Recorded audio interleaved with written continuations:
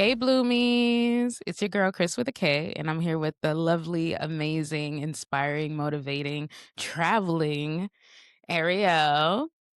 I've been following Arielle for a long time now, really since the COVID years on Twitter. And you may be familiar with her beautiful face from the salad eating meme, but we're going to allow Miss Arielle to introduce herself to the Bloomies. Hey. Hi, Bloomies. That's such a beautiful name. Thank you. I'm Thank so you. excited to be a part of gang right now. Listen, you are. Anybody that's been on, I'm like, you are officially if I wanted to have you on my show is because I connect with you in a way that I feel the Bloomies will. So you're an honorary Bloomie. Oh, thank you so much. Yes, hi everyone. My name is Arielle Simone, and I'm a holistic nutritionist.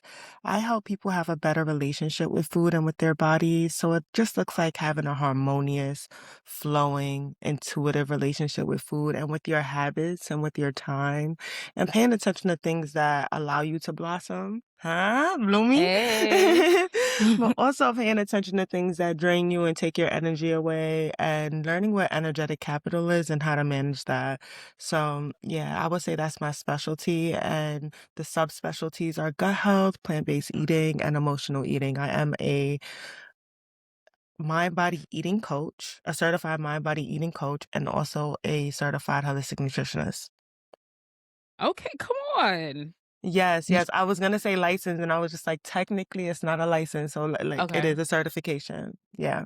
That is a good distinction to put out there because people tend to mislabel things. So, They do, okay. yeah. Either way, Yeah, professional and you know your things, okay? I do, and I've been doing this for a very long time. I used to be a model and then personal trainer for a few years, and then nutritionist, and then holistic nutritionist, and then I was like, "Oh, it's really habits, and it's really our Mm. relationship with food, and it's really food conditioning and the trauma we have around food." My body eating coach. So I went to the psychology of eating to get certified in that. Oh, that is such an integral part to have, and just even to hear about your trajectory and what brought you into it, you almost needed that foundation in modeling and how unhealthy and toxic that industry is to then lead you into finding a healthy way of coping and managing your relationship with food, and then teaching that Abs to other people. Absolutely, absolutely. It's Wow. how I even got here. Wow, that's such a beautiful journey. So how are you? How have you been blooming lately? Oh my God, I love this question. Lately, I've been blooming in the arena of self-trust.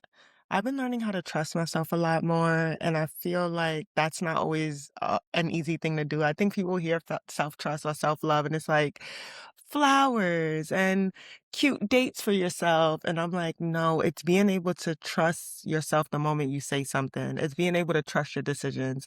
It's being able to lean into yourself and know how to actively listen. And sometimes that's hard. Sometimes Mhm. it's really, really, really hard. And I'm recognizing that it requires this sort of like practice to enhance like muscle memory. So I can read the room with my body, like, ooh, this felt good last time. Let me do Mhm. that again. Ooh, this didn't feel good last time. Let me not. So like paying attention to things like that. So I would say I've been blooming and like trusting myself and my decisions. Okay, so do you feel that this space of blooming that you're in also has to do with the seasons? Because I bring that up because you have really awesome videos on your YouTube. If you do not know this, you guys need to check out Ariel on YouTube. But one of your videos, Yes. you were talking about just how the different seasons affect us. And of course, we always hear about seasonal depression and um, but us as humans, like if we are tapped into the earth, like we do get affected by the seasons, by the environment around us.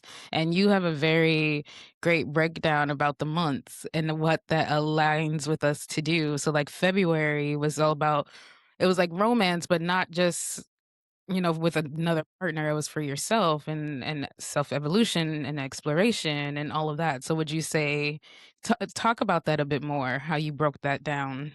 Yeah, so that's actually lately been one of my most viral posts, how January is all about rest, Hmm. restoration, recovery, and just hibernation.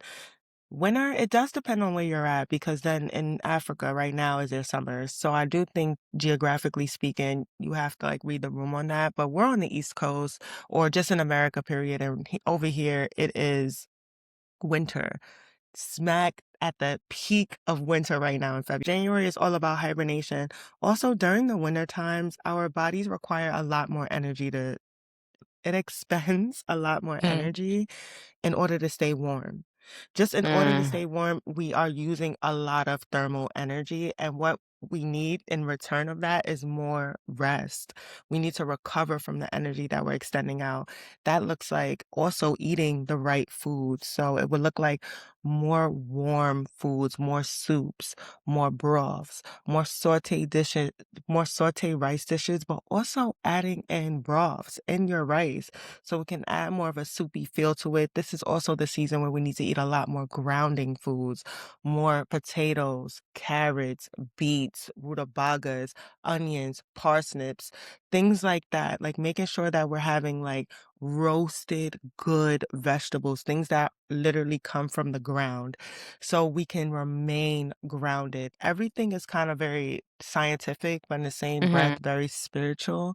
So once we combine both, it turns into this like integrative whole body system that allows us to ebb and flow with nature, with food, and with our bodies.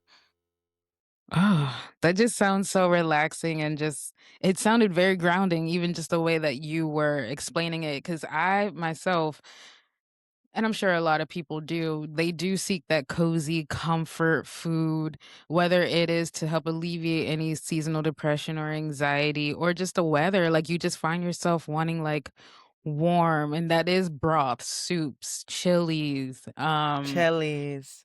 Listen, and then when you mentioned the root vegetable, a lot of like yam, potatoes, yuca, especially with like Mm-hmm. lighter things like fish or bacalao for, people who eat that. Yes. Because you do kind of want that balance. I guess we are seeking that comfort and that grounding, especially when seasons are changing. You're trying to find something. So it's so interesting how aligned we are with nature, even though we're too distracted Yeah. to keep up with it. It's the phones. It's the phones. It's the phones. The phones got us in a chokehold. It really is the phones. It It has, is. yeah, it has distracted us from the basics. I will push that and say it's social media and the internet because being a millennial, I love the phone, but the phone was mainly talking and connecting with people. But the Yeah. distractions, because I'm always on my phone, but I find myself not wanting to be actively talking on the phone as much, Why do you think unless it's that is FaceTime. so?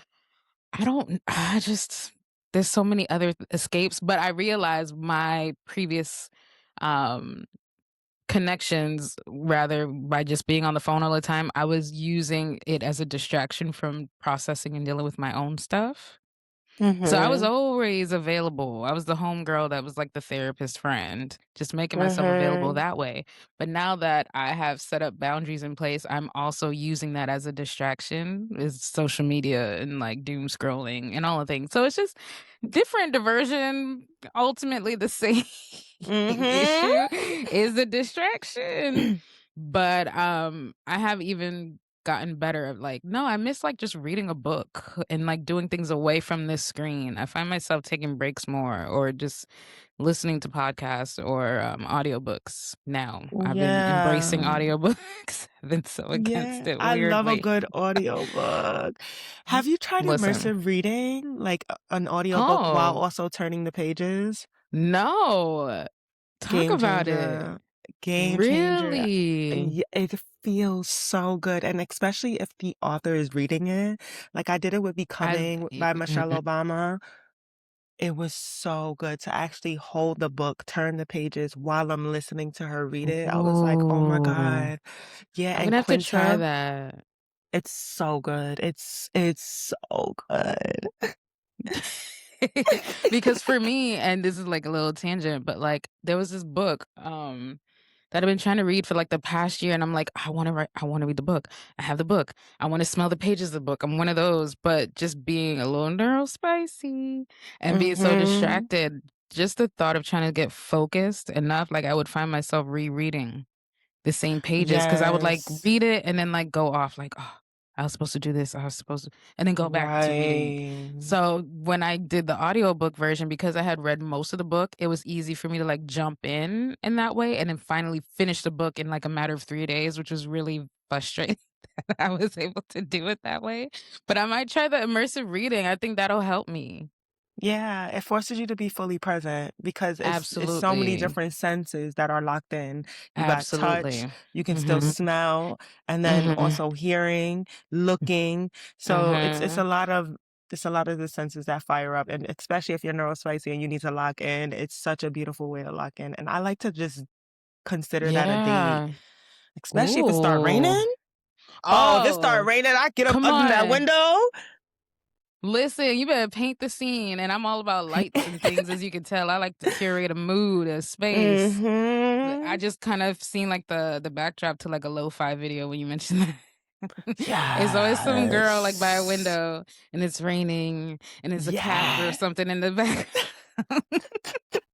Cozy vibes, just She bringing it got a little into it. drink, all that. Listen. Nice warm bevy. Just nice and cute. And depending Yeah. on what I you're highly reading, recommend. the imagination starts to flowing. Because my imagination was my safe space growing up. That was my favorite room to be in, was my imagination. I have a whole That's a world. bar. Listen, but yeah. That's a bar. Okay, Yeah. so you and what I love so much about following you is, like, your travels. Ah, So I isn't it definitely wanna exciting? wanna get into that, because you clearly move with intention and you are very tapped in to what fuels your soul, but also, regulates your nervous system. So we kind of touch base a little bit on the food aspect and like paying attention to the cues and things and when we kind of want those foods and or what we should have seasonally just to kind of help our bodies balance out. But in terms of travel, I want to go into how that has helped you with regulating your system because like you, I am a native New Yorker, born and raised. And, we had a little discussion about all of the ways that New Yorkers, we are prideful about the hustle and bustle and being tough and can't nobody mess with us. And just like we have this hardness that we honor as our protective shield, but it also is so heavy. So heavy. How has travel helped you to regulate your nervous system? Because us New Yorkers, boy, we be going through it. No matter, even if we No. move from New York, we just hold on to that. We hold on to it. A few things I want to say about being from New York. So for a really long Yes. time, I felt like I was traveling from a space of scarcity, like escaping, having to get away, don't like my life. Like it was always from this space of like, gotta go. Mhm. And I realized being in so many different countries, I have traveled to Costa Rica, Tanzania, Mozambique, Zanzibar, Peru, Chile, Ecuador, like the list goes on. And I'm so grateful that I've been able to travel through Africa, South and Central America. I'm very, very grateful. I do need to travel in the States more. I have not really been to that many states. I've been to like 4 states. But yeah, I've traveled so, so much. And I've noticed no matter where I'm at in the world, everybody know where New York City is. Everybody. Mm, Everybody knows where New York City. I feel like if I was somewhere else, they'd be like, "Where's that?" I'm always saying New York City. And I realized too, a lot of people know Brooklyn and a lot of people know Manhattan. So mm, yeah, yeah, it's I don't wanna say the capital of the world, but it's one of those cities where no matter where you are, people know where you are from, which is mhm, very, very important. I also feel like New York has I don't wanna say traumatized, but it has conditioned me to always have your head on a swivel. mhm, Like, everything I'm paying attention to everything all the time, and I'm outgoing, I'm friendly, I'm energetic, I'm talkative, and when you are in new countries and you are experiencing a piece of their culture, it is important to be curious and energetic and humble and just asking questions to be a part of things and just learning about the world. So I would say in the same breath that New York City has hardened me, it also has introduced me to be more soft in certain areas of my life. And mm, yeah, and I am finally in a space where I can allow softness to expand. Like, I used to feel like this hardness was a badge of honor, like, nobody will play with me, nobody will steal from me, nobody will get one over on me, and now I'm Mhm. like, "Oh, okay, it happened," or I'm also like, "How can I give?" Versus like, "You're not Yeah. gonna take nothing from me." Like, no, what can I give you right now? What would that look like? What would giving and supporting you look like right now? So it has definitely changed my relationship with softness and hardness. I also feel like New York has this power to it that makes you feel like you should always be doing more. The New York minute Mm. is real. It one thing that was really affected me with being in New York was the time and the pace of the city. It encourages you to rush a lot, to have anxiety. It's very anxiety inducing, and it has created this system of a very poor relationship with time. For me, Mm. that was my Mhm. experience. I always felt like I was behind the minute all the time. Mm. That's such bad energy to always rush. Like when you're constantly rushing, you can feel yourself vibrating low because you're forgetting things. You're aggravated, Mm. irritable. Everything start feeling like it's in your way. No, and then you start feeling like life is doing something to you and not really for you. Mm. So it just starts feeling like takes and things are grabbing from you when life just shouldn't feel like that. So I had to quickly learn when I moved to Mexico. I was like, "Oh, everybody walks slow. Everybody talks slow. Mm. Everybody eats slow." And it takes a lot of adjusting. Anytime I'm running late to my dentist or my Pilates or any of my appointments, I'm always like rushing in like, "I'm so sorry." And they're always like, "Tranquilo, tranquilo, mami, tranquilo." Like all is well in the world. Just relax. It never gave anxiety. So just take your time Yeah. with your time. And I don't realize how impactful and important it is to breathe slowly. Look Mm. around at things slowly. Absorb things slowly. It creates a better relationship with seconds because everything starts feeling longer when you're more present. So Mm. I just I'm so grateful, and at first, it made me uncomfortable. I was like, "Oh, everybody walking so slow." Ah. Girl, And that's me then right now. I live in Florida, and I've always never at this point, I guess I'm gonna say it out loud, but I've lived in Florida longer than I care to longer than I care to claim, because again, that New York badge of honor, honey. I'm Brooklyn through and through. Brooklyn Bridge on my Right. wrist, okay? Right. But there is something God, is it Stockholm syndrome? Ri Are we? Are we in love with our captor? Um, and I feel and it's so interesting because as much as New York is rough and tough and like only the strongest survive, like you get that kind of messaging and that conditioning, and you do have to keep your head on a swivel. And New Yorkers are kind, not nice. Like if we need to help somebody out, yeah, it's mostly to get you out of my way, but it also benefits you by helping you in your situation, just keep things moving, nothing stopping. Like how desensitized we are when somebody jumps on the track. And it's like, "Oh, train traffic." Like, the Imma fact be that that is late. our response. It's like, "Oh, why couldn't they do this later?" It's like, somebody lost their life, Yeah, you let's know?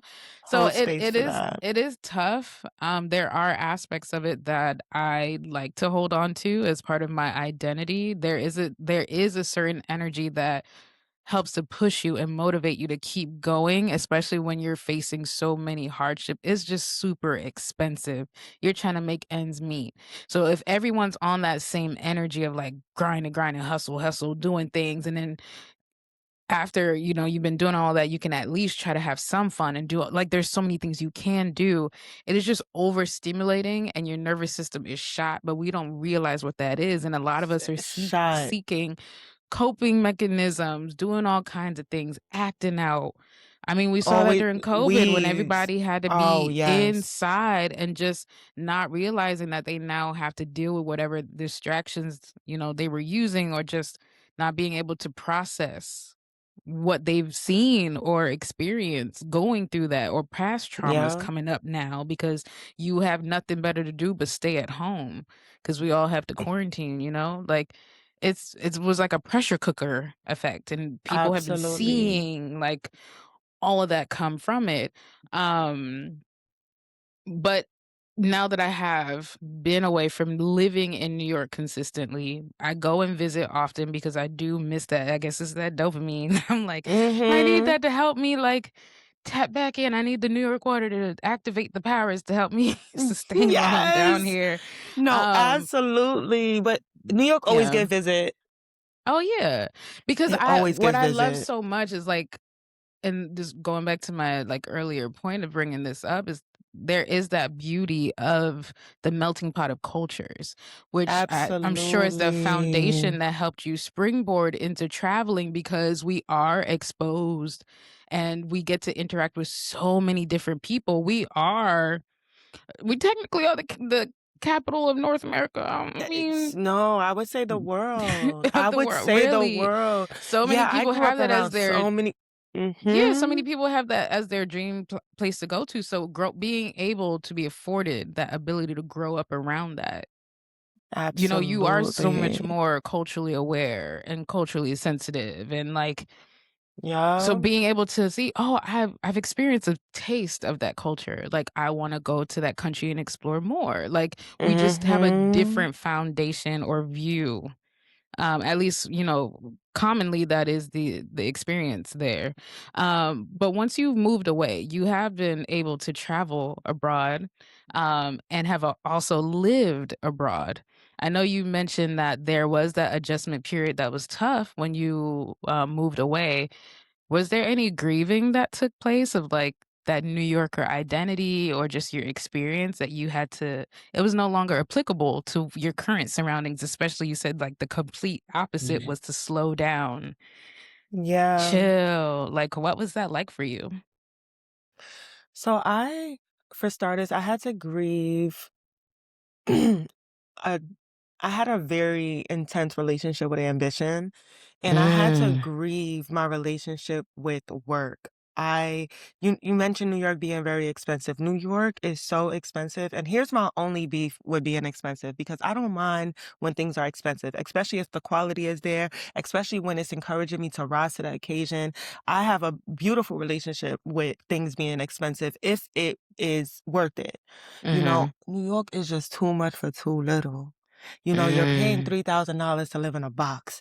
Like, you go to LA, you go anywhere else, and you got your 3K, you're getting a pool and a yard, and your dog can roam. And, like, it's just so, so, so much more. And I think that it naturally and subconsciously forces you to kind of move from a space of scarcity that in order to feel like I made it in New York, I had to at least be making 5 figures a month, mm, at least, and that's not even enough. $10,000 a month is not even enough to me in New York. So what I'm basically trying to say though, as far as my relationship with work, New York has this energy of like, if you can make it in New York, you can make it anywhere, and that is a very tough pill to swallow when you are releasing that type of idea. That's not mm. true. That's not true. You can make it anywhere. But at first I didn't believe it. I was like, I'm leaving. I didn't make it. And then I had to ask myself, what is making it? Let's get clear on Ooh, that. What is making it? What is success? What yes. do I want work to look like? How can work still be fulfilling? What is work? Mm.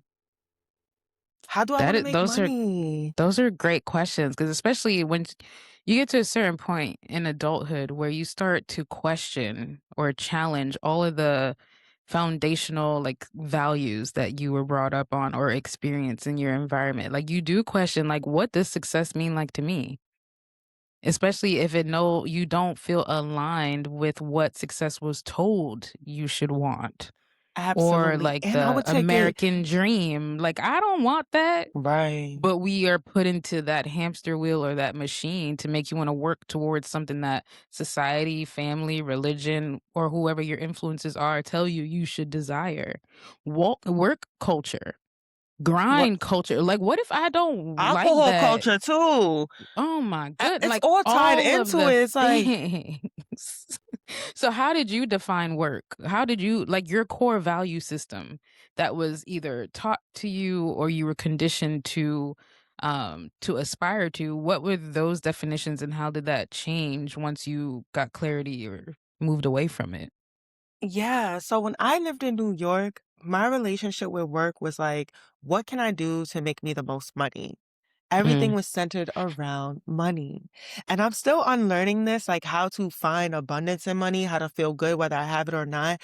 But when mm, I moved abroad, I had to redefine work. And it's going to sound crazy, but ironically, I had to remove money, like remove it completely. How do I want to show up? Period. Like, what am I willing mhm, to do for free? What am I willing mm, to do just because off the wake up? This is like what's going to be fulfilling for me. This is great for me. And it always led back to helping people. It always led back to helping people heal, helping people find themselves, helping people meet who they are halfway through habits, through diet, through their relationship with time and their bodies. That's ultimately what I knew I wanted to do. I wanted to inspire people and help people. So I was like, okay, being that this is what I want to do anyway, let's add money back in. Money gotta come second. mm. Yeah. So, the irony in that though is that's when money comes. Listen, I don't think it's ironic at all, and it's interesting that you said that, and I had a moment, I was like, "Ooh, you speaking to me," um, because that's one of the things I asked my therapist to help me with in future sessions is to help me, face my unhealthy relationship with money. Because money like, I came to Let's talk this about it. realization maybe a year or 2 ago because I was just like, "What is it about it?" Like, I am a worker bee. There are passions of mine that I do for free. I don't if the money comes, it comes, but I realize what those passions are, and I'll do it regardless. So money is not my motivator. Where some people it Yeah. is, and being forced to make it your motivator I've always had a disconnection from that. Um, Even Mhm. when you like, I've gone through so many phases as a creative, but like with painting, I would showcase my art in a gallery and I would be asked, "Oh, so how much do you want to charge for this?" I don't have a dollar amount. Like I did it because it was creative expression. And I now that I've completed it, I'm releasing it into the world. I don't know. I've been told that I grossly Yeah. undersell myself, even with contracting jobs. I love event planning and organization. So We it's could like, talk about that. oh, how Just as far much as being what a is your black woman, oh my being a and then black that on woman, top like of it, and the imposter syndrome and all of the things compounded, but also at the root of it, money has tied to a lot of my foundational needs not being met growing up, like having to move a lot. Like, so money, I've always had a very unhealthy and like toxic relationship in the sense of I was told and forced to chase it. I don't want it in that way, and it also has greatly impacted me in negative ways too, of like the yeah. scarcity of it has impacted my livelihood, has impacted access, Yeah. has impacted delaying dreams because I had to start Mhm. working full time, so like it's always been around me, but it hasn't been something that I desired or my ultimate desire is freedom and ability to do and go wherever I wanna go, but I know that money is one Mhm. of the ways that I need one of the resources I need in order to fulfill and actualize those things. Mhm. So No, how have you absolutely. seen other cultures or countries, like, what is it like for the people there? Like, what is their relationship with money? And then have you adopted some of that to help with your healing? Yeah. Okay, so I do want to say something about you mentioning like the money was something that you have to chase because I used to feel the same way. And sometimes Mhm. I do have pockets where I feel that way. I'm like, Yeah. ooh, I think though, when we start feeling like money is something we have to chase, it subconsciously tells us that money is away from us, that Mm. money is something that we have to go get. When I feel like money on an energetic level is just a form of abundance, and we already exude that in how we show up and how we create and how we are like maternally always creating and doing and being. So I Mhm. recognize like if money is energy and I'm energy, I just need to shift my energy to get more energy.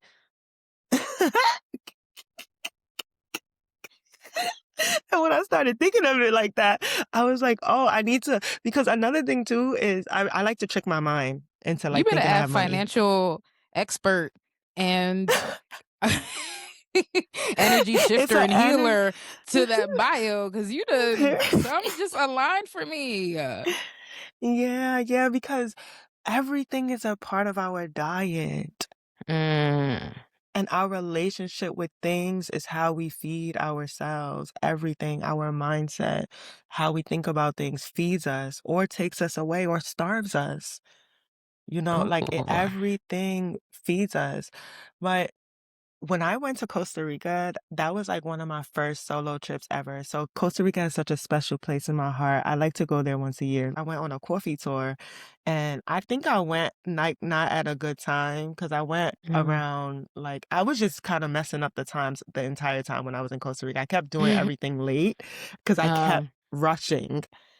I was rushing. I came from New York. I came from gotta get out and then just entered this space with like rushing energy. So I was running mhm, late to a coffee tour. And the coffee tour started at around like 9 a.m. and I got there around 12. So I was oh. doing other stuff in the morning. Like I took a class, I bike ride, I spoke to a local, I was doing other things. But I was like, oh, I gotta do my coffee tour. I go to the coffee tour at like 12:30, and everybody's gone. Everybody's gone, and I already Mm, seen it online that they're open until 4 p.m. So I was just like, "Oh, how is everybody going?" And all the workers leave to go home and have mm, lunch with their family. wow. Isn't that fiesta, right? Or do they call it something different? I don't know. I think they do call it that. I'm not too sure. I feel like that started like in Spain, and there's a lot of Latin countries that adopt that too. That's so Yeah, beautiful. but they went home. But they Mhm, went home to go have lunch. Like, we are so used to bringing your lunch to work.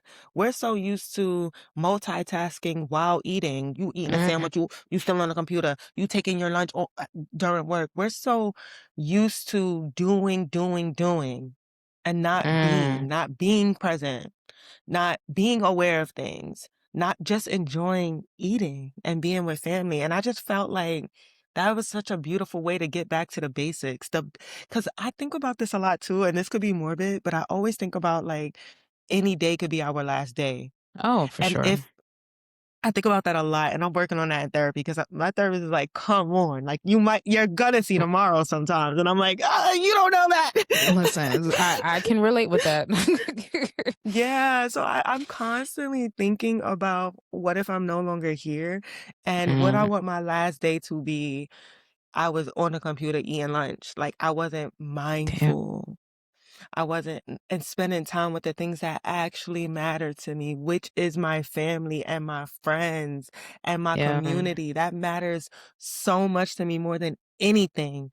So I'm like, yeah, I gotta make time for that every single day, no matter what. So it taught me a Did lot, and that's their relationship out there. It's family. It's number one in Latin America. so through your travels, well, I would say in the beginning, when you started to see, like, the other cultures and experience, like, their way of life, did you immediately feel defensive or any kind of resistance before embracing it? Okay, so Because it's at such a first, polar opposite from what you're used to. So, yeah, like, it's different when we go on vacations and things. We're like, "Oh, we're just here for the week," or "We're here for, the little weekend," or whatever, but to stay for longer periods of time or potentially moving there for a bit, that's a big adjustment. it's such a big adjustment.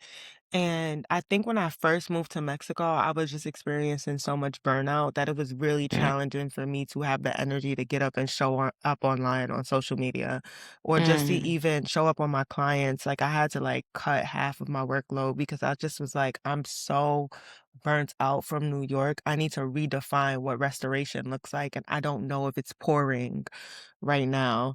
So I would say like that shift from like burnout to being able to work again, it took a lot of like just recovery. But as far Mm, as that adjustment of like the actual culture and what I'm used to, because I was burnt out, there were parts of me that was like, oh, I can't wait to relax. I love that there were certain parts of me that was just like, oh my God, I love this.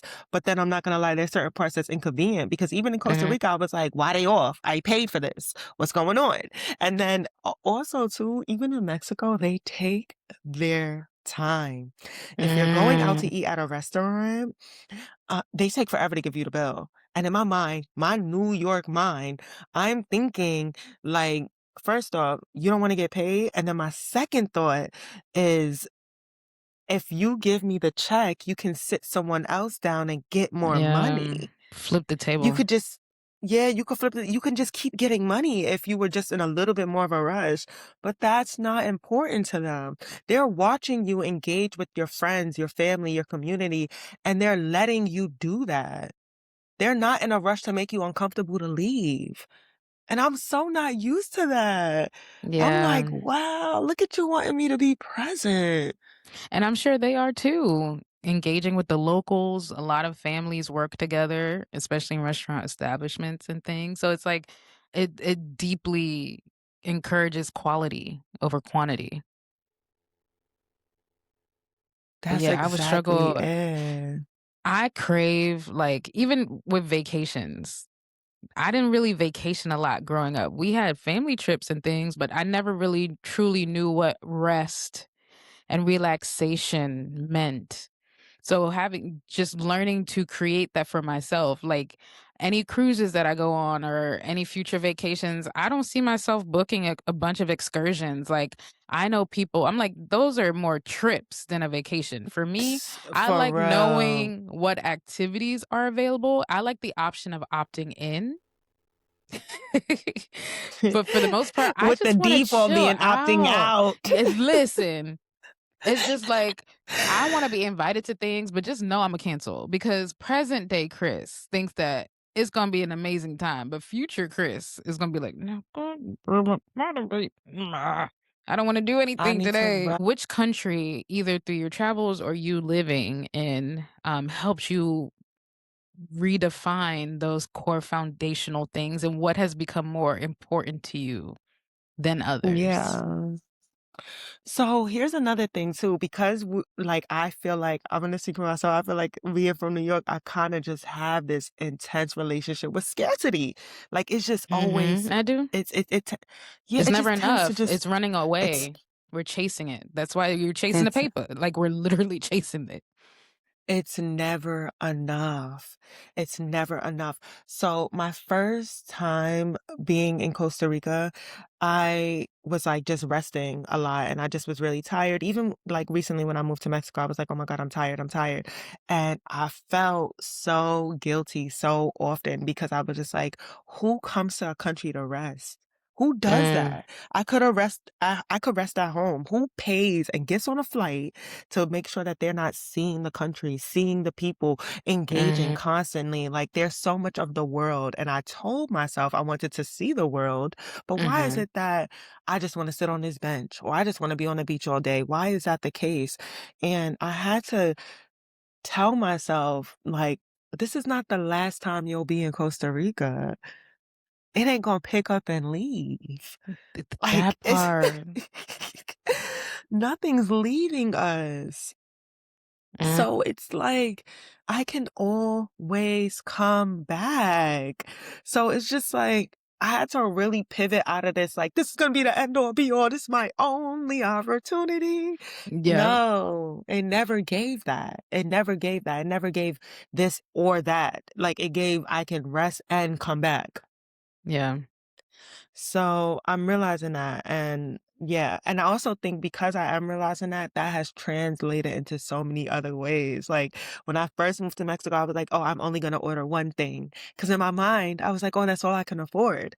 But now I order the Mm, salad and the fries, the calamari and the tacos. You don't realize how much of that is like a space of you don't have to pick and things doesn't yeah. have to give or and it's relieved so much anxiety. I used Mm, because I get anxious around decisions and I'm always just like, oh, trying to Girl. maximize every decision because I'm so used to trying to like pick the best decision for the best bang of my buck. Mhm. You don't gotta do that in other cities and other countries. You don't have Yeah. to feel like a decision is choking you. Every decision you make is probably gonna be a good decision because if it's not, it's gonna show you what a good decision is. So it's just like, I'm just having so much, like when you ask me, oh, what is blossoming? What does blooming look like in a season for you? It's self trust around my decisions and trusting that every decision I make is going to be an extension of abundance. No matter which way it unfolds, it's always going to be abundance. And I had a really hard time trusting that when I lived in New York. I feel like you need to get out of my brain. I'm taking up space, right? I ain't even paying rent. I'm I just just I in your just brain. I just thought that I was hiding that, and then you just, like, called me out, and I don't know how I Oh, feel. But yeah. I feel like you're We, calling me in, and I appreciate it. But yeah, I honestly, that's my correlation with money and then, like, even, how I define success for myself, like, figuring out what my actual motivators are, and trying to free myself from that scarcity mindset because I have always felt misalignment from that, even the scarcity mindset. But it right. sometimes feels ridiculous, especially when you see a future for yourself and the quality of life that you wanna have and how disconnected it is from your current reality. I always like to use those words consciously. Um but then when everyone is around you doing it, you feel like you're nuts going, against the grain, but this is just the people that I've been exposed to here. Like, I haven't been to much countries. I do have a passport I'm waiting to get stamped. If they stop doing that, it's very frustrating. I hope they go back to it. But, uh, but Yeah. even in that, I can re making decisions, it just feels like you just can't fuck up. And I Yeah. do want to say though, I think a lot of us are addicted to anxiety. I Oh, think yeah. we are addicted to it. I think that there are parts of us that crave stimulation and consistent stimulation because we don't know what it would look like for just peace and Mhm, regulation. We don't know what that feels like. It's foreign to us, and anything that's foreign to us makes us a bit uncomfortable. So I think that sometimes foreign things get you excited, but after a while it's like, I don't know. So I mhm. think that we have to have a better relationship with regulation. A lot of people love to say, "Oh, peace is boring." That's okay. Be bored. When the There's last so time many you've been studies saying bored? that your brain actually needs you to be bored in order to And process me things properly. Like, you need to just have periods of doing nothing. You mentioned this in you have another video where you talk about creative wellness, and that for me, I was like, "Ooh, and it Mhm. all comes together for me, because I got asked recently about, like, my creative process, and I made this connection that I tend to be more creative, like, in the winter seasons just because, um, just in the house, like, all of the things we mentioned, and I'm very nostalgic. Nostalgia definitely helps to fuel make me tap into little Chris who loves like her imagination is her playroom. So I just get back into that wave, but anything winter, cozy, nostalgic, like that is the foundation of my creativity. But I never considered the creative wellness aspect of it. And you did talk about that. So can you explain some more to the Bloomies about creative Yeah, wellness? absolutely. So everything comes back to diet. Everything comes back to Mm, diet. And if there's anything I would want anybody to take away from this is that I do believe and I know that everything comes back to diet. Everything comes back to the way we feed ourselves. And when you are not creative, it stunts so many emotions that need exploration, and we search for that in other ways. All of us are all emotional eaters. Everyone's an emotional eater in one way or not. It's about knowing who you are as an emotional eater, knowing what your triggers are. And because we are all emotional eaters, when we are not having or tapping into childlike joy, when we're not Mhm. creating things, because we're all naturally nurturing. So we should be creating things, whether it's a project or it's something like a book or coloring. We should always be creating something, even if it's creating a home. And you're like, this is the furniture that I want. Cleaning is a part of creating. It's creating space. Like Mhm. everything, we should just consistently be creating. When we are not doing that, we are stifling ourselves. And because we are stifling ourselves, we're going to eat foods that reinforce our stifling energy because we're not getting it out in other ways. So, 9 times out of 10, people who seek very salty and crunchy foods, if you find you are always, always, always craving something salty and something crunchy and something fried, 9 times out of 10, you are frustrated, aggravated. You probably need to have a conversation that you haven't had or you know you need to have, and you just are scared to do it or nervous to do it. And most importantly, you need to be creating something. You need to be doing something that is fun and light and childlike because ultimately you're craving adventure. So Mhm. you have to be doing something. All of our cravings speak to us too, like sugar and bread. We're usually seeking intimacy and affection and touch and childlike nourishing. So sometimes we might need some parental support, but if you do not have that, you have to learn how to parent yourself. And that looks like doing more childlike joys, nostalgic things like you mentioned, Mhm. playing with little ones. So things like that, like it all affects the way we eat and the foods that we go and grab. So yeah, I would definitely recommend like creative wellness is such a huge pillar. When I first was getting certified in holistic nutrition, there's 12 pillars of wellness. So I was like, "Oh, okay." Like, that was such a beautiful thing to learn, and everything is a part of our diet. I would say that there's 13, but Okay. there are 12. Yeah, there are 12 different pillars of it. So it is very, very important. So, have you identified those pillars in the other cultures that you've experienced? Like, is that just part of their natural way of being? And do you mind talking about that?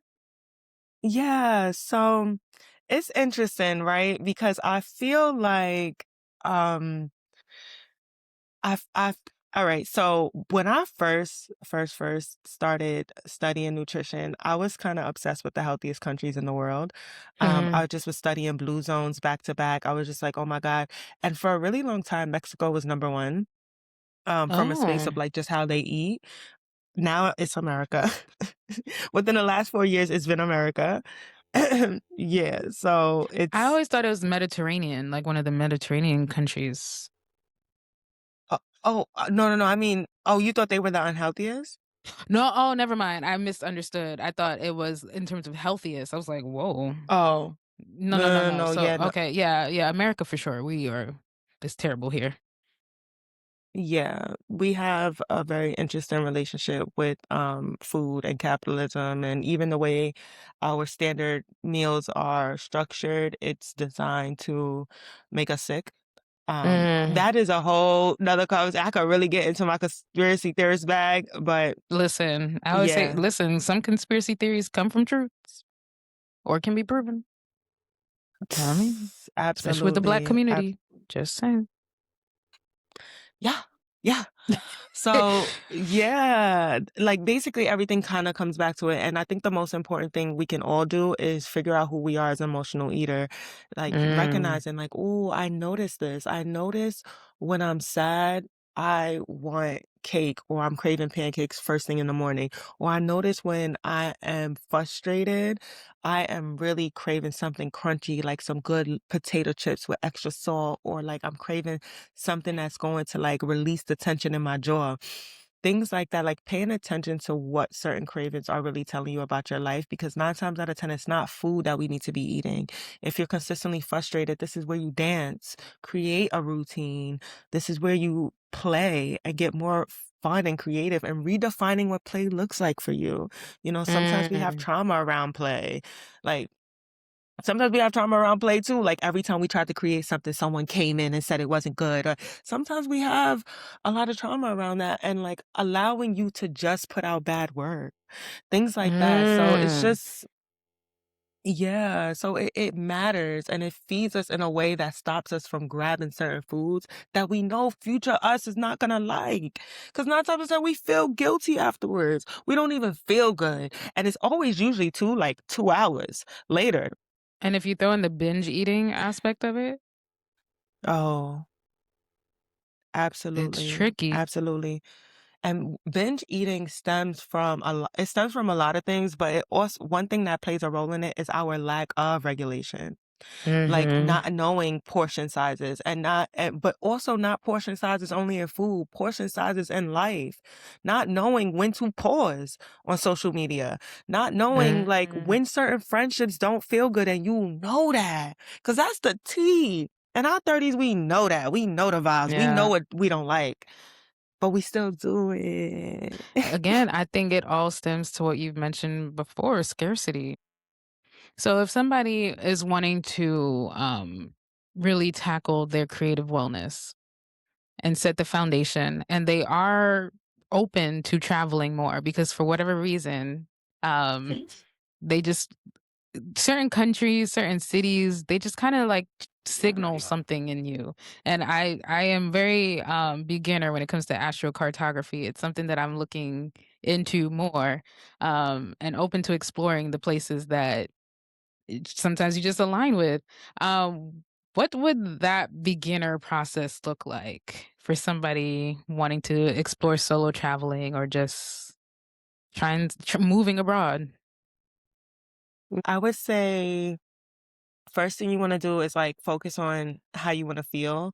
Like, so for me, when I first started traveling, I know we say this idea of freedom, but freedom could be so vague. It's like, where do you start with freedom? Like, is it freedom to Hmm. do nothing? Is it freedom to do something?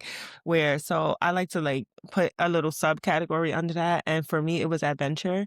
So once you kinda get the root of how you wanna feel, whether it's adventure, whether it's just restoration and you wanna sleep, then I like to look up countries that honor that, like the most adventurous countries or things that you can do that's adventurous.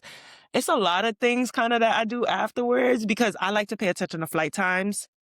I personally Mm, don't like to be on an airplane for longer than 7 hours, okay. and if I am on a plane for longer than 7 hours, I would like to be there for a few weeks or months. So, yeah, when I did Africa and, yeah, certain countries, I was like, "Yeah, I'm gonna be here for a while." So it just is a little different, but aside from, like, the logistics of a flight, the next thing I like to do is research that weather. Like a lot of people don't know that, but research that weather. A lot of countries have a rainy season or a Mm, hurricane season or a tornado mm, season. Research that weather. So many people host retreats. I just got invited to a retreat in Bali, and I'm like, you know, that's rainy season, right? Like, not the vibe sometimes. Maybe in certain tropical mm, places, but like you have to read the room on that. Like, do I want to wear rain boots every day? So just kind of like getting clear on the vibe you want to go for, and after you get clear on the vibe, look up how far that's gonna be, and then after that, what the weather gonna be like, and really, mhm, really, really practice that. I wish somebody would've told me that. First 2 times I went to Costa Rica, it was during rainy season. So I would say that, mm, and the last thing I would say that's so important is to find an excursion that the locals do. You know, I know mm, it's so easy for us to go to places and we're like, I want to get on the balloons and I want to go on this very popular TikTok slide. And it's so easy for us to want to do TikTok friendly and social media cool things. But I love to ask the locals what they like to do for fun. What yeah. do you like to do? Where do you like to go? What do you like to eat? Where's your favorite places? And kind of like stem from there so you can get like a cute little moment where you got to be a local for the day. And it's authentic, and you definitely have to approach traveling abroad or traveling anywhere really with an open mind and an open heart to really connect. Because a lot of things we maintain surface of like, oh, this is gonna look good. This is gonna, we're curating the vision board without actually feeling it. And I'm guilty of taking pictures and videos, but because I like to, again, nostalgia, I like to go back and flip things and remember it. But it's even better when you were actually in the moment, so much so that you forget to capture it. Mhm. So, for somebody seeking your Mhm. services, or what services do you currently provide? to your So right now clients? I have a one-on-one holistic nutrition consultation. This looks like 60 minutes of us talking about your current relationship with food, your lifestyle habits, and how you manage your time. That's mostly what it is and what your wellness goals are. And before that, I send over a health history form. You fill that out, and these questions are a bit high mileage. They are high Okay. mileage questions. We're going to talk about your childhood. We're going to talk about what you ate during childhood, and we're Mm, also going to talk about how you eat now. And there are usually some congruences between the two. And I also talk about when the best time you've ever felt in your life is. A lot of people ooh. say high school Mhm. I and had a great high college. school experience, I did. Yeah, yeah, and we have to pay attention to what the common denominators in that was in high school. Was it structure? Mm, Was it your friends? Was it getting away from home? Was like just what was the common denominators in that, and how can we translate that into adulthood? So those things are really important. I also offer group coaching. I have a okay. ton of ebooks on my website. So I have a Nice. sugar detox program, and it's like back-to-back ebooks that also have videos. I have a gut detox program with videos and recipes on how to make gut-friendly meals. It is, and I want to be honest about this, it's not one of those gut detox where you're going to feel better in 1 or 2 days. It is a gut detox where I am helping you train your body to have better daily habits, so it is a Mm, practice. It gives rituals and it gives tapping into a practice every single day. It's not a one-off type of situation. It really is, how is your sleep? What does your morning routine look mm, like? How are you starting the day? What does digestion look like for you? Like we're going there. We're going there. I'm not one of those people that's like, oh, in 3 days you're not gonna have bloating. I'm saying you have to recognize which foods are causing the bloating and how to yeah. add more digestive friendly foods to the foods that you love that cause the bloating, and when to scale back on the foods that cause the bloating. Because certain seasons we shouldn't be eating certain things. So just having a better Mm, relationship with your body and with your food and understanding it, because I am also not one of those people that's like, you need to eat your broccoli, your kale, your spinach. No, you need to pay attention to what foods are actually giving you energy and which one are taking it away, so we can create a personal compass for you. That's the thing. A lot of dietitians and a lot of nutritionists like to get on the internet and say, you need to eat A, B, and C. And I think we need to be paying attention to what feeds us the most. because that looks like that's something different for everybody. It's different for everyone. That's why you can't get on this internet and say everybody needs to be eating A, B, or C. Once, and Yeah. I learned that the hard way. I learned that my first year in nutrition coaching. I once told a Mm, client to eat a lot more broccoli, a lot more spinach, bloating her up. um, So it's you have to pay attention. The only thing that you really need to do is keep a food journal and pay attention to what mm. you're eating and how things feel.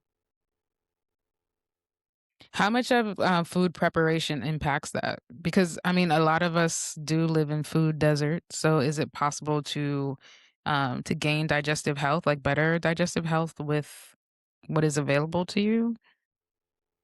I think it depends on what's available to you. Um, Mm, if there's fruits and vegetables in the building, yes. If okay. there's lemon, ginger, cardamom, black pepper in the building, yes. But from my experience with working with people in food deserts, what's the closest thing near them is Chick-fil-A and McDonald's Mm. and a Waffle House Mhm. and things like that. So it Or is really, affordable really, really, too. yeah. Yeah, which is really tough. And healthy food is very affordable, but it's not if you don't know what you're doing. Like if you just buy all these healthy groceries and then you bring them home and you're like, "Oh my God, I don't know what to make. I don't know what to do. Like, where do I start?"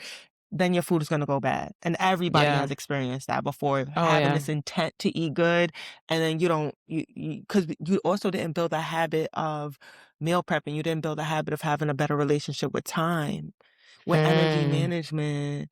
Because that's the thing. In order to eat better, you have to have a better relationship with time. I encourage my clients to focus on time before anything.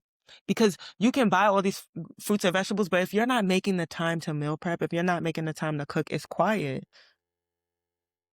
So from working with your clients and those that struggle with time, a lot of us do. What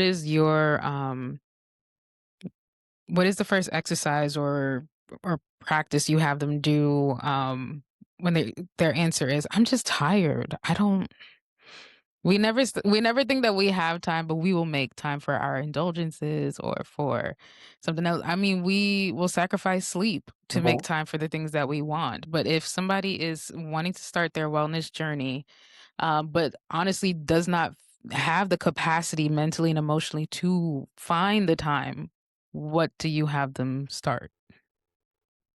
First things first, we need to change our dopamine and serotonin receptors.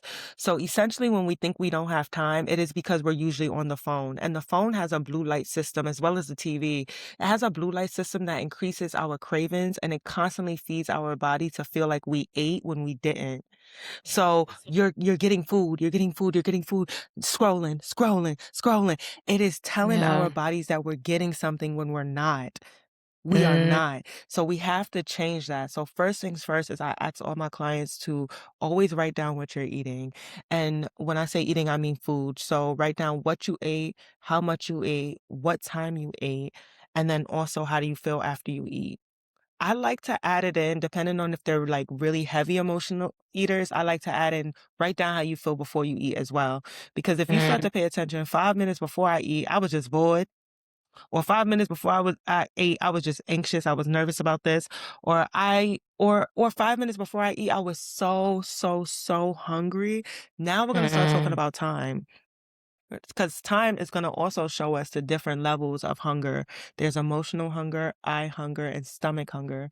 So it's gonna like show us like what kind of hunger is firing up before you eat certain things. I never heard of eye hunger, but that makes sense because you often Yeah.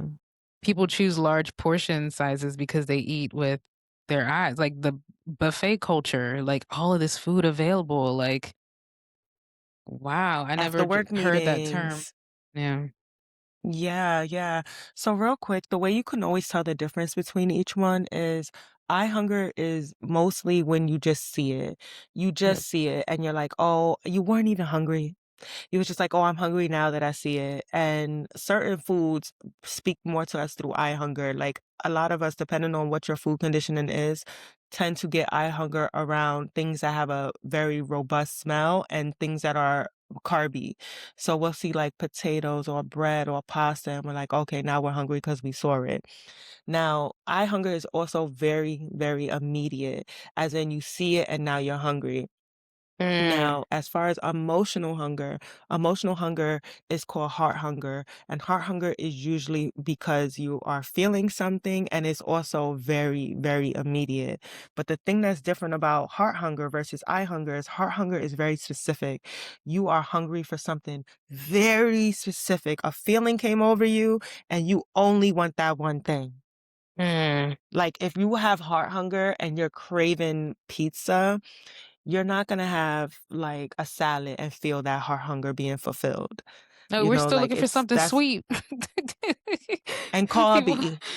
We need Hmm. that. We're looking around for it, and we will do Yeah. whatever we need to do for it. We'll spend a lot of time on DoorDash for that. That DoorDash and our relationship with ordering And out blindly also spending so much money on it. Like, why am I paying blindly. $30?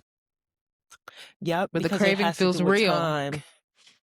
Yeah, the craving feels real, and it also goes back to time because we know that Mhm. if we order this, it's on its way to us and somebody else is making it. We don't have to Mm, get up and go into the fridge. So it everything kind of goes back to like time and what we think is convenient when future us, it's not convenient for future us.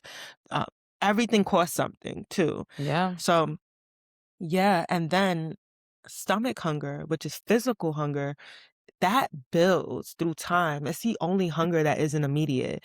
Hour by hour, minute by minute, it's getting stronger and stronger. And the beautiful thing about physical hunger is you can eat anything and feel good.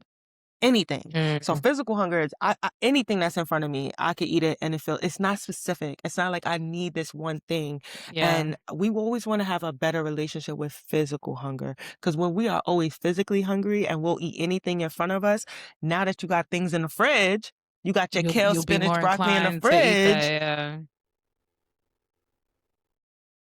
So it's about So building a better relationship with your body and knowing which hunger is firing up. so for somebody who and I'll speak so for me, if I was a client of yours, I did grow up eating vegetables. I'm not opposed to it, but I don't prepare it as often for myself or I haven't found methods in which I like. So then I'm always like, "Oh, I meal prep this. I know I should be eating it, but then in the moment I'm gonna order something else or do something else with that." Mhm. So, in addition to the journaling, the trigger mapping is something that you've mentioned in your videos, which closely ties to the Mhm. heart cravings or the heart hunger Mhm. of like, I felt something because I was triggered in this way, therefore I'm now craving this versus what I've meal prepped. What is a Mhm. good method or what is an approach to kind of help you address the trigger or identify which hunger you're experiencing and then making a conscious decision from that? Mhm.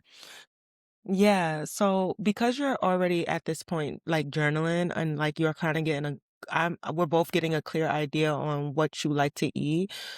When it comes down to eating healthier, you have to meet yourself halfway.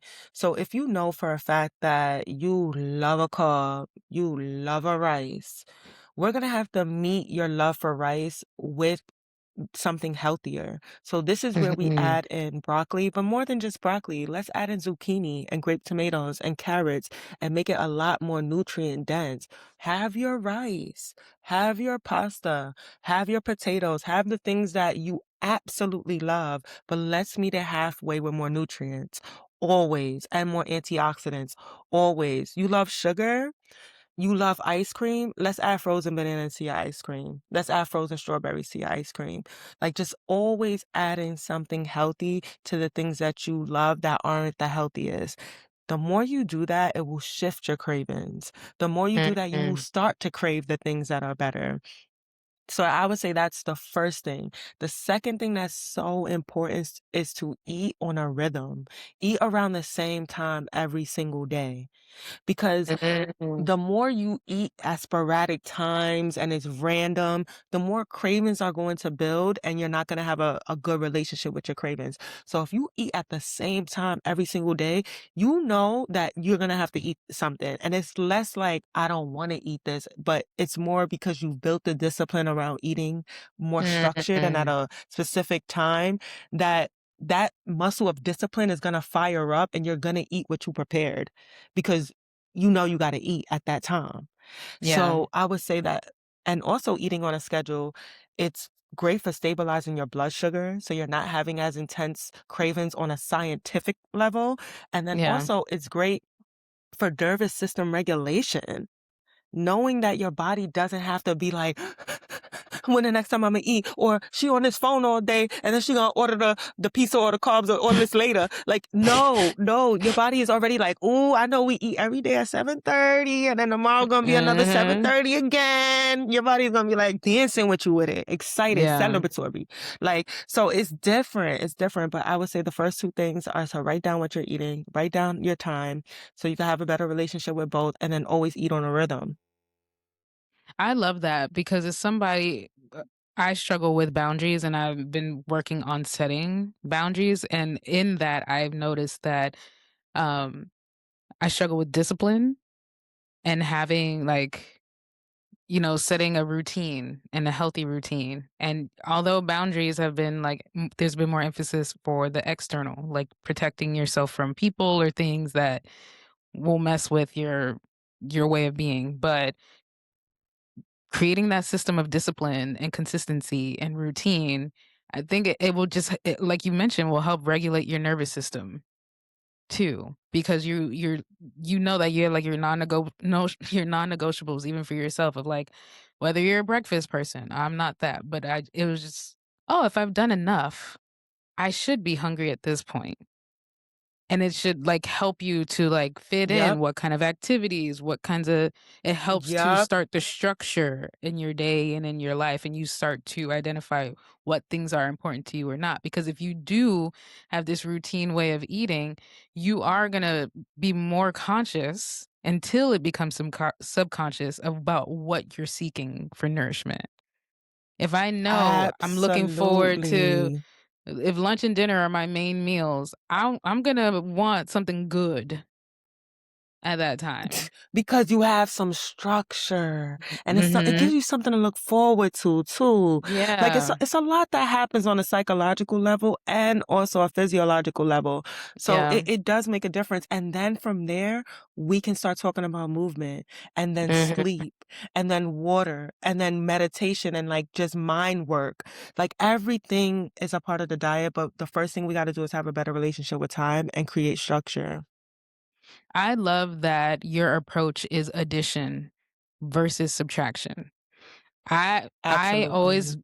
being a heavier, individual since being little, I was victim to, diet culture. I was on Slim Fast, I did the Kellogg's diet, I knew a diet before I even knew what the actual food pyramid was, and it was always coming from with removing. Everybody else was eating this, but you need to eat that, or you need to Restriction. eat just yeah, very much so, which led to me being more of an emotional eater and binging to where it's more of a rebellion of like, I don't even want these things, but because you said I can't have it, now I want it. And then just Right. how that kinda carries Right. on into adulthood, but it's like, I'm not harming anyone but myself because now, if it leads to certain, like, health issues or just an unhealthy relationship with food, and even you saying that everything is a diet, there is such that negative stigma associated with diet where I'm sure that could be a trigger for somebody listening like, "Ooh, I don't wanna think of it as a diet if I Yeah. want it to be if I wanna embrace a healthy lifestyle. But I do like that you said you can have the Yeah. things that you're craving or the things that, you like. Sometimes yes, you do crave these things, but it also just tastes good. But there's a way to Mhm. add nutrients and wellness to it so that you don't feel like you're Yeah. depriving yourself of something. Absolutely, absolutely, and I'd love to add another layer to that, Mhm. and diet is just the way you eat. That's Mhm. all it is, and I know diet gets a lot of stigma around it because it does have this heavy energy around restriction, but a diet is Mhm. just the way you eat. It's poor there are poor diets and there are better diets, but another thing I wanna say is that there are no such thing as bad foods. Like, Mm. foods cannot be inherently bad or good. It's just our relationship with them. Like, are we consuming, quote, unquote, "certain foods" too much? Yeah. And what do we need to be adding more of? So it's less about potatoes are bad. No, they're not, actually. We actually need that energy and to work out, to think for cognitive Yeah. function, or like pasta. People love to say pasta is bad. No, what's your relationship like with pasta? Are you having it four Yeah. nights a week?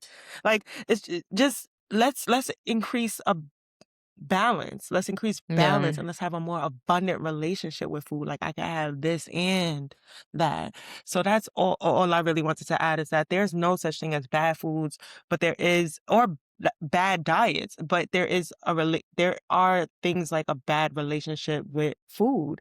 And I Yeah. don't even like to say bad, but not Unhealthy. let's say poor. Yeah, Unhealthy. poor. Yeah. Well, because you Let's say mentioned that unhealthy. everything is a diet, so I would put like a little asterisk that maybe diet is just any form of consumption. That-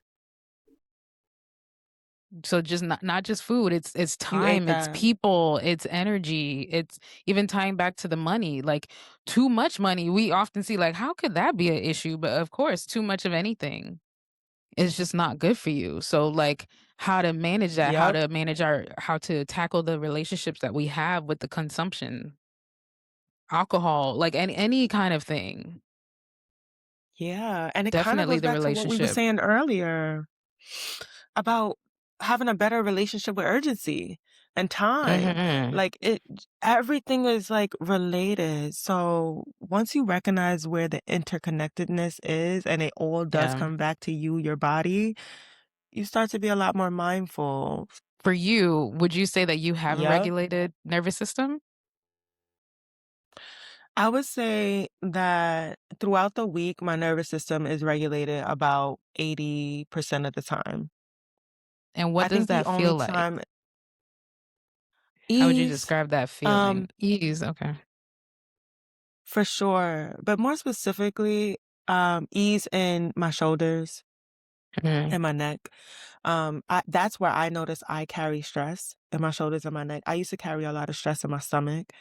Mhm. And I've recognized too, like stress kind of moves. Like as you age or like certain habits happen, for a while it was in my gut because I wasn't eating right. But now that I eat a lot better, it's in my shoulders, it's in my body. It's not I carry stress in my neck, really. Mm. And because I do carry stress in my neck and my upper body extremities, I need to stretch a lot more, and I recognize I need to meditate a lot more. And the Mhm. things that overstimulate me are cities. You have to know your thrive cities too. I'm Ooh. like I recognize yeah, you have to know this New York is not my thrive city. I love New York when I have a departure date. And it's just like I need to know when I'm leaving. I like it in the summer, but that's about the only time that I like it. So I feel like if you're gonna have conditions when a city is not really a city. So Mexico City, I love everything about Mexico City. I feel the most peaceful out there. The entire city kind of just forces you to move slow. And Yeah. I'm regulated there like 95% of the time. Wow. So yeah, so I feel like nervous system regulation does look like where is there less tension in your body? Is there even tension in your body? And it looks like your relationship with time. Like, are you always rushing or are you having like a more organic and fluid and flowing relationship with it? So that's how I could kind of feel when I'm overstimulated. So it makes you more sensitive to it because you know what regulation is. So anything that throws you off of that, you're like, oh, nope, makes you more aware. Yeah. I'm off You know, road. This not the road we supposed to be on. yeah, like driving on the highway, like you deviated, now you hitting the bumps. You're like, whoa, whoa, whoa, whoa, get back on track. Yeah, that you're like, oh snap, Fact. it's gonna mess up my tires. Jesus, let me get back. Yes, yes. But what about you? How do you know when you're regulated? I don't know what that is, which is why I asked you. Unfortunately. Um, I mean, I guess the closest that I can relate it to is the zone of genius, when I feel like I'm Oh, operating in a love that. space that, is in alignment with my purpose, and for me, that's when I'm doing, any kind of event planning or coordinating, if I'm in that realm, but it's not in a healthy way in terms of, like, I'm not thinking about eating or drinking or whatever, but my soul feels fulfilled. I feel like I'm Mm, vibrating very high. So I guess that, because even the stress of that doesn't feel stressful, even though I'm sure my body it is, like, after. mhm. But, I'm looking for more ease. I'm not good at feeling ease. Um, so that's something that I feel I don't know why I associate that with travel, but I want to create that in my space. I wanna curate ease and relaxation and nervous system regulation in my immediate environment so that I can build up that Yeah. nervous, system memory, that muscle memory so that I can really ultimately grounding. I wanna feel grounded so that I can be in that space wherever I am, regardless of the external circumstances. So, Right, yeah. right. Yeah. You mentioned earlier that you love curating a space though. I So do. I just I yeah. do. Yeah. I What kind of just, spaces do you like to curate? so my ultimate goal, which is my current 5 to 9, outside of the 9 to 5, I wanna create safe spaces for, Black creatives to express themselves freely, and it's immersive experiences, so when you said immersive, I was like, "Ah, that's me." Like, I want to curate an environment that taps into all of the senses, that is judgment free, Mm, that is music, that is art, that is fashion, that is so I like turning blank spaces into beautiful environments that you can get lost into and just be fiercely, I beautifully, and love boldly Black. that. That's my goal. Yeah. Oh my Yeah. God, I love that so much. Please let me know the next time you're doing an event or an immersive experience. I want to come. Yeah. I fly out like Oh, immediately. absolutely, absolutely. I agree. I agree. But I do love New York. There are things that I'm like, I I love Black know. people. and I like the way we Listen. smell, and I like the way we dress, and I need to see that. Like, and I'm not gonna lie, Yes. Mexico, I don't dress up. I don't dress up. I don't really like take Yeah. it there. Out here, New York gives it makes you feel like you should take it there. You should like really look good and take care Yeah. of your presentation. And I'm like, Absolutely. I don't feel like that nowhere else because nowhere else is really that important. But out here it's Mhm. important and I think I like that though. So like That kind of see, that's what I'm recognizing like, okay, saying. being that That was the tricky part. That's why I had asked about, like, the grieving aspect of, like, shedding away, like, the bad parts that we also are so proud of as being native New Yorkers, because there is a twisted beauty mhm. in that It is, and but I have a weird sustenance in relationship with the that. relationship of true, true. But I Yeah. have a weird relationship with the word grief around it because Okay. when I hear grief, I'm thinking dead. I'm thinking Yeah. dead. Like I'm thinking Yeah. we're mourning something dead. And I don't know if it's dead. Like I just feel like certain seasons I want to pick that back up, and certain seasons no. Certain seasons Okay, does so you not better give en care you about better what you wear. enlighten me because I too have that, association with grief being the end of life or the death of something, but ultimately there is a Right. loss, but I like your perspective of it's not necessarily a loss, maybe it's just a switching. It's a switching, and I love that term because just the second you said switching, I immediately thought and. All this whole podcast, we've been like Mm, and. It's a yeah. and. It's this and. So that's how I've been Mm, feeling about Mexico and New York too, because I'm like, it gotta give and because I love certain things about New York City, and I'm recognizing I need this in other seasons. exactly. Certain seasons I don't need it. Certain seasons Yeah. I do not need certain things, but other seasons, yeah. You know what? Hell yeah. Yeah. Like I get it because that's why I visit as often as I try to because, again, like, you just need that battery charge to, like, you carry need on that or you just battery you charge. yeah, there is a lot. New York is very immersive in a lot of ways that it'll get overpowering at times because there is so much loud noise, there is so much music, but there is also good music. There is so much to look at. Sometimes there's too many bad things to look at, but then you have the beautiful things to look at. Like, it's just so much of Oh, so much. And sometimes you just need yes. that in increments Yes. just to be like, "Okay, I got it. I'm inspired. Okay, let me carry that on somewhere else." So I'm starting to accept that. It does not mean that I'm denying myself as a New Yorker or turning away from it. I have just acknowledged that I need it in small doses, and that is okay. It is okay. It is okay because I noticed too other cities not gonna give this. So Yeah. it's really And it okay. shouldn't It's because really okay. that's what makes it amazing and that's what makes those cities amazing is what they have to offer that you can only go there to experience it. And sometimes that's where you want it to be. You need those people and those cultures and that way of being to just be how it is and preserve so that you can go and immerse yourself in that. I don't like when people try to like go places and change it to accommodate them based off of their limited experiences. It's like, no, What? be open because you No. might need to learn some other way so that you be like, oh, this actually makes me feel good.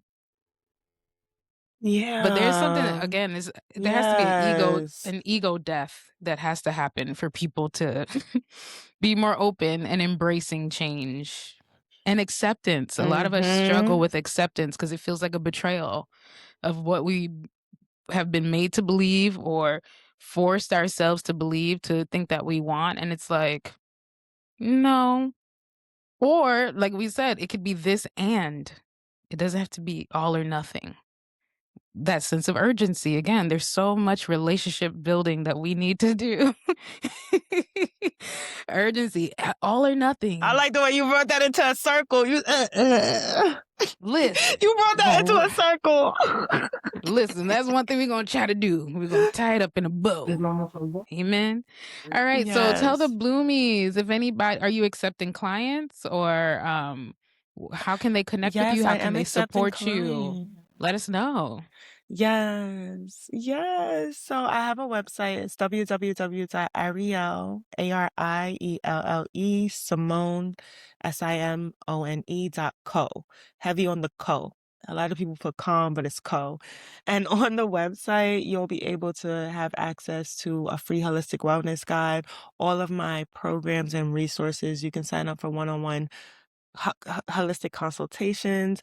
You can also do a 1-month subscription, 2-month subscription on the website where you just get consistent recipes, and I also follow up with you on your wellness journey. So I offer so many beautiful services that's centered around holistic nutrition and just having a better relationship with food. Check it out. I do have a YouTube channel. My YouTube is so fun. I want to say it's so It fun. We is. do wellness, we do travel. Thank you. I talk a lot on there. So if you was like, "Oh, she a little vibe," go check that out. And yeah, of course I'm on socials, but I think what's most important to me right now is building my community, off Absolutely. socials. Yeah, like off Absolutely. the quick socials. Yeah. Yeah. I love that. Yeah. Please do support Arielle. She's awesome. And I wish you all of the best, the most success, safety, protection. Hello? Love. Thank you. Because I know that is, Thank something that you've you. been talking about too. So we're gonna have to get into that next Yeah, we love time. love. Yes, yes, yes. In Yes, can all I its come on again? forms. Yeah, girl. You let me know when you free, child. I will make time.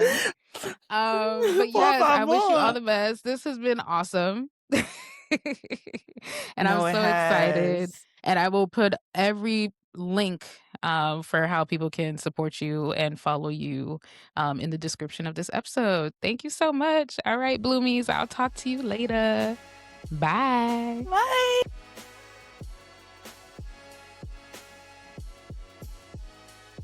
Thank you so much for listening to the Blooming Lately podcast. All of your listens and all of your support is much appreciated, and I definitely feel the love. Please do follow me on Instagram at Blooming Lately Pod. And again, you can check out the description of this episode and all episodes to get access to the links so you can support and follow any guests that I have on as well. And while you're at it, just leave a little comment, rate the episode, keep the love flowing. Let's keep these blooms blooming. Until next time, I'll talk to you later. Bye.